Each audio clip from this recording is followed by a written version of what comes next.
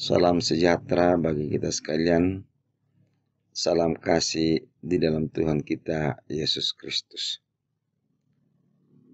Kembali dari Bukit Sion Makale, kami akan menyampaikan firman Tuhan sesuai dengan bacaan harian Gereja Toraja hari Selasa tanggal 1 April 2025 dari Imamat pasal 25 ayat 1 hingga ayatnya yang ke-19.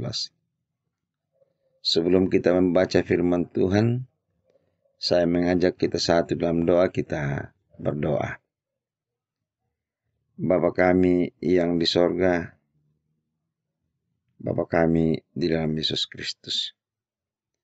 Di pagi yang indah ini ya Bapa, kami anak-anak-Mu datang mengucap syukur kepadamu atas segala kebaikan Tuhan yang selalu kami alami. Kami bersyukur Engkau telah menyertai kami lagi di dalam semalam yang lampau, di mana kami boleh beristirahat. Dan Tuhan kembali membangunkan kami pada pagi ini dengan tubuh yang sehat dan penuh keberkatan. Mengawali aktivitas kami pada pagi ini ya Bapa, kami akan membaca dan merenungkan firman. Namun kami sadar bahwa kami ini adalah manusia yang lemah, manusia yang terbatas. Karena itu, kami mohon kuasa Roh Kudus, kami dimampukan untuk memahami dan mengerti akan firman-Mu. Di dalam dan melalui anak Yesus Kristus, kami sampaikan doa ini kepada Bapa di sorga. Amin. Imamat pasal 25 ayat 1 hingga ayatnya yang ke-19. Firman Tuhan berbunyi demikian. Tuhan berfirman kepada Musa di Gunung Sinai. Berbicaralah kepada orang Israel dan katakan kepada mereka, apabila kamu telah masuk ke negeri yang akan kuberikan kepadamu, maka tanah itu harus mendapat perhentian sebagai sabat bagi Tuhan. 6 tahun lamanya engkau harus menaburi ladangmu, dan 6 tahun lamanya engkau harus merantingi kebun anggurmu dan mengumpulkan hasil tanah itu. Tetapi pada tahun yang ke-7 haruslah ada bagi tanah itu suatu sabat, masa perhentian penuh, suatu sabat bagi Tuhan. Ladangmu janganlah kau taburi, dan kebun anggurmu janganlah kau rantingi. Dan apa yang tumbuh sendiri dari penuhanmu itu, janganlah kau tuai, dan buah anggur dari pokok anggurmu yang tidak dirantingi, janganlah kau petik. Tahun itu harus menjadi tahun perhentian penuh bagi tanah itu. Hasil tanah selama sabat itu haruslah menjadi makanan bagimu, yakni bagimu sendiri, bagi budakmu laki-laki, bagi budakmu perempuan, bagi orang upahan, dan bagi orang asing di antaramu, yang semuanya tinggal padamu. Juga bagi ternakmu dan bagi binatang liar yang ada di tanahmu. Segala hasil tanah itu menjadi makanannya. Selanjutnya engkau harus menghitung 7 tahun sabat, yakni 7 kali 7 tahun. Sehingga masa 7 tahun sabat itu sama dengan 49 tahun. Lalu engkau harus memperdengarkan bunyi sangkakala di mana-mana dalam bulan yang ke-7 pada tanggal 10 bulan itu. Pada hari raya pendamaian, kamu harus memperdengarkan bunyi sangkakala itu di mana-mana di seluruh negerimu. Kamu harus menguduskan tahun yang ke-50 dan memaklumkan kebebasan di negeri itu bagi segenap penduduknya. Itu harus menjadi tahun Yobel bagimu, dan kamu harus masing-masing pulang ke tanah miliknya dan kepada kaumnya. Tahun yang ke-50 itu harus menjadi tahun Yobel bagimu. Jangan kamu menabur, dan apa yang tumbuh sendiri dalam tahun itu jangan kamu tuai. Dan pokok anggur yang tidak dirantingi jangan kamu petik buahnya. Karena tahun itu adalah tahun Yobel. Haruslah itu kudus bagimu. Hasil tahun itu yang hendak kamu makan harus diambil di ladang. Dalam tahun Yobel itu, kamu harus masing-masing pulang ke tanah miliknya. Apabila kamu menjual sesuatu kepada sesamamu atau membeli daripadanya, janganlah kamu merugikan satu sama lain. Apabila engkau membeli dari sesamamu, haruslah menurut jumlah tahun sesudah tahun Yobel. Dan apabila ia menjual kepadamu, haruslah menurut jumlah tahun panen. Makin besar jumlah tahun itu, makin besarlah pembeliannya. Dan makin kecil tahun itu, makin kecillah pembeliannya. Karena jumlah panenlah yang dijualnya kepadamu. Janganlah kamu merugikan satu sama lain, tetapi kamu harus takut akan Allahmu, sebab akulah Tuhan Allahmu. Demikianlah kamu harus melakukan ketetapanku dan tetap berpegang pada peraturanku, serta melakukannya. Maka kamu akan diam di tanahmu dengan aman dan tenteram. Tanah itu akan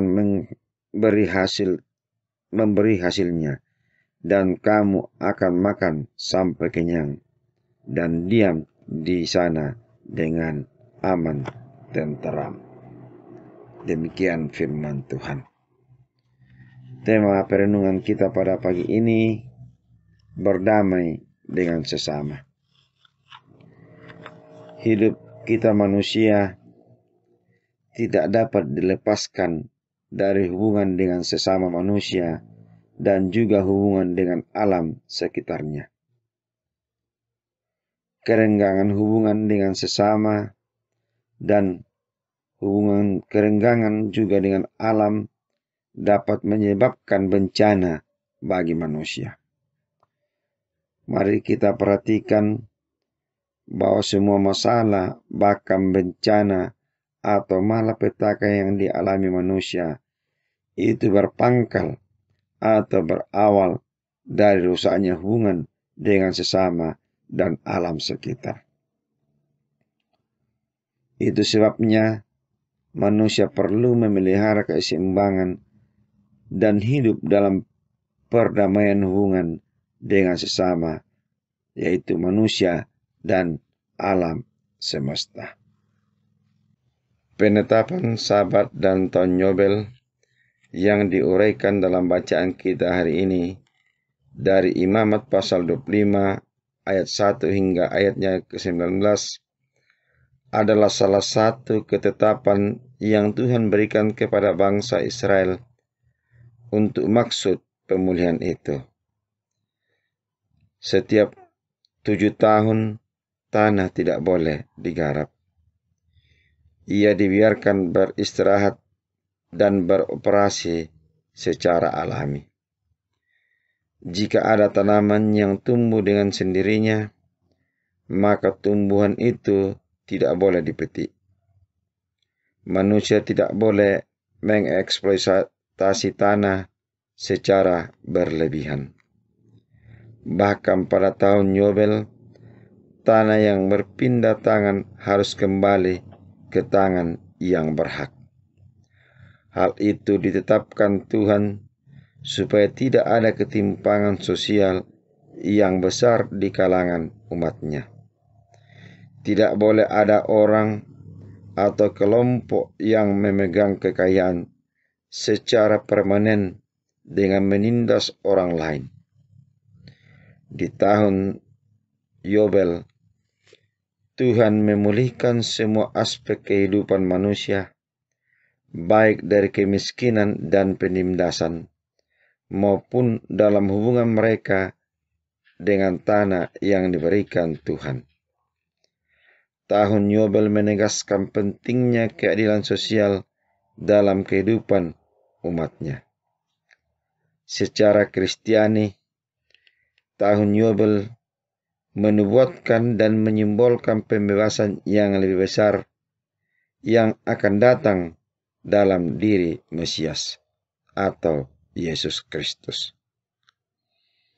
Mesias itu sudah mewujudkan karya keselamatan bagi semesta dengan membebaskannya dari sumber segala kerusakan, yakni dosa.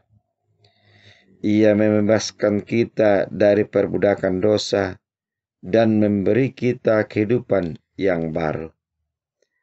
Sebagai pengikutnya, kita dipanggil untuk terlibat dalam pembebasan dan pendamaian.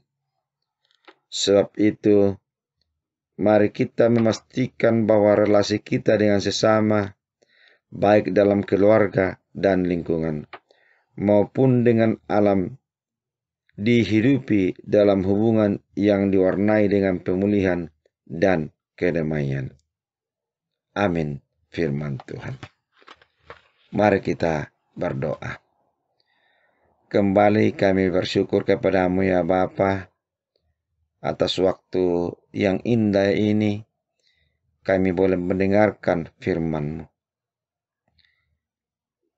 Biarlah Tuhan sendiri yang memberi hikmat bijaksana, kemampuan kepada setiap kami, agar kami dimampukan melakukan firman-Mu ini di dalam setiap langkah hidup kami.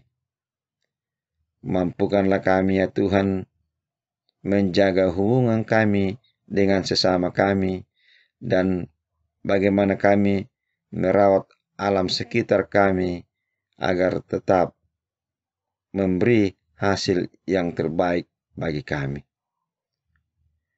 Kami berdoa ya Tuhan buat bangsa dan negara kami.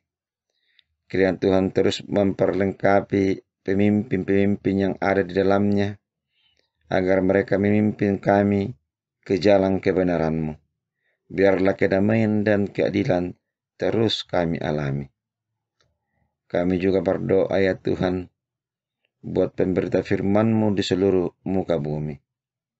Engkau senantiasa memberi semangat, memberi kesetiaan, kemampuan, agar firman-Mu semakin dikenal dan semakin banyak orang yang menerima bahwa hanya di dalam Yesus Kristus ada jalan keselamatan. Kami juga berdoa ya Tuhan, kiranya Engkau terus memberkati setiap kami, setiap pekerjaan yang Tuhan embankan kepada masing-masing kami. Biarlah Tuhan sendiri yang memberi kemampuan kepada kami, agar semuanya kami angkat di dalam takut akan Tuhan. Kami berdoa buat anak-anak kami, kiranya Tuhan senantiasa memberkati mereka semua, baik dalam pekerjaan, di dalam mencari pekerjaan, di dalam pendidikan, di dalam pertumbuhan. Agar mereka senantiasa menaruh harap hanya ke dalam tangan kasih Tuhan, nama Tuhan dipuji dan dimuliakan. Orang tua kami yang dalam lanjut usia, kiranya Tuhan terus menopang mereka.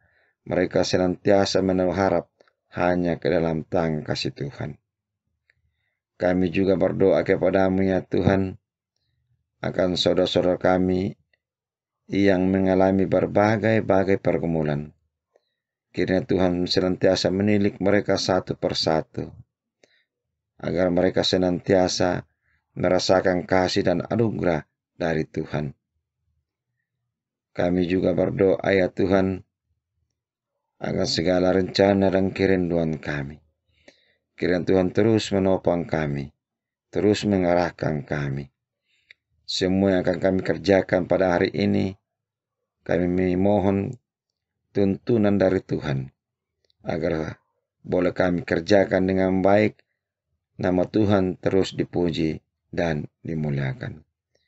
Ini permohonan kami ya Tuhan, ungkapan syukur kami yang kami sampaikan kepadamu di dalam dan melalui anak Yesus Kristus. Kami berdoa kepada Bapa di sorga. Amin. Demikian firman Tuhan yang kami sampaikan pada pagi ini. Selamat beraktivitas. Tuhan Yesus memberkati kita semua.